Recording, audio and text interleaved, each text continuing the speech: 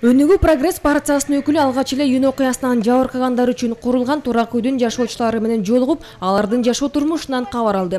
Батирлердин документин каттоого партиянын жогорку кеңештеги өкүлдөрү көмөк көрсөтүп, эми жабырлануучулар турагына документ ала баштады.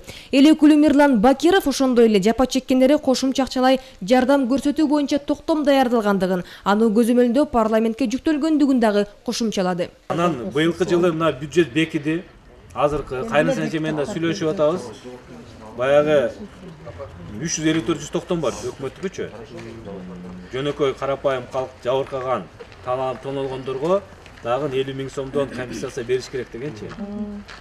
Ошону мен өкмөткө бир канча жолу коюп жүрүп, азыр жогорку кеңеш токтомуна киргиздирип койдум. Түздөн түз 350-400 токтомдун аткарылышын көзөмөлгө алгыла, тизмени тактагыла деп кошумча бюджетке 100 миллион сом кирди.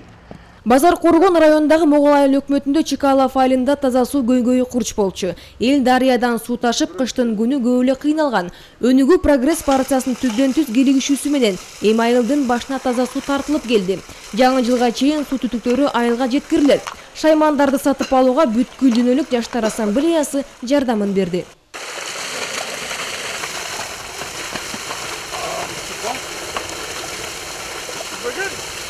Быйыл ушуну элдер мынерде уюшуп Мирлан Бакировго кайрылдык эле. Кайрылсак бул стимгрантка неме кылат деп ушу менен стимгрантка киргизип муну Мирландын жардамы менен ушу сууну азыр чыгардык. Айыл Кудайга шүгүр азыр мына айылдын башына келди. Элдер ичип атат.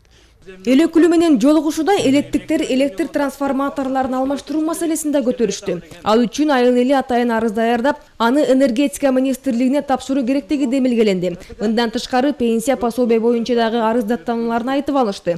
Баарын угуп, аны чечүүнүн жол-жобосун түшүндүргөн депутат бажы биримдигине кирүү, биометрикалык өнөктүк туурасында дагы элге маалымат берди. Булар пособие ала албайт. Себеби атасы жашагандарга пенсия албаса, түшүндүм.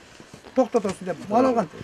Эми бу жерде иш болсо, элдер кыйнала баштады. Бул Могул айыл өкмөтүндөгү Рахманов мектебинин курулуп жаткан имараты. Эски мектепке балдар батпай 3 сменде окууга өткөн. Муктаждыкты чечүүдө мектепти бүткөрүп пайдаланууга берүүнү эл өкүлдөрү эл аралап жүргөндө эле планга киргизип койгон. Эми кийинки жылдын бюджетинен 10 миллион сомдун тегерегинде каражат бөлдүрүп, 2016 жылы бүткөрүү пландары бар.